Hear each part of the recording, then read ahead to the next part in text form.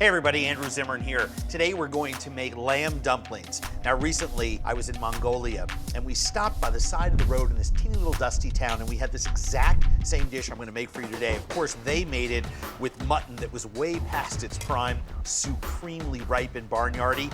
And of course one of the dipping sauces was fermented mare's milk. I'm using a thick Greek yogurt. I've also adjusted the recipe to use some beautiful farm fresh sustainable lamb. First thing I want to do is make my dough. I have my flour in the bowl. I'm going to add oil into my water so I can incorporate this all in one fell swoop. Just the exact ingredients called for makes a very nice dough that, despite the sort of unkempt, shaggy nature, you know just a little bit of kneading will actually cause this dough to come together almost perfectly. Let it rest before you knead it. We've got a dough all ready and set to go. This is a stiff, rugged dough.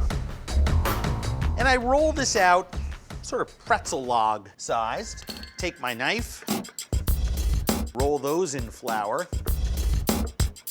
A couple of quick strokes and you can flatten this out 2.5 inches in diameter. It's ready to go. Our filling is very, very simple. Some parsley, some salt, ground pepper, minced onion, minced garlic, a little bit of hot, fresh chili, and of course, minced lamb. The most important thing is that you just combine it evenly because you don't want one bite of dumpling to have all the garlic in it or all the chili in it. You just want to pull a little bit of the minced lamb mixture. The only mistake that you can make with this stuff is overfilling. And then all I do is bring all the ends up. And the way the grandmas do it in Mongolia is they just twist and pinch. There are a lot of people that want to do this a slightly more elegant way. That's fine. If you want to do that, you can do this what I call agnolotti style. Simply seal the edges together. You can make a little crimped edge with your finger, like a lot of Chinese dumplings or empanadas. And if you want to make it really polished, you can actually cut the excess away with a cookie cutter. It's a very, very simple process.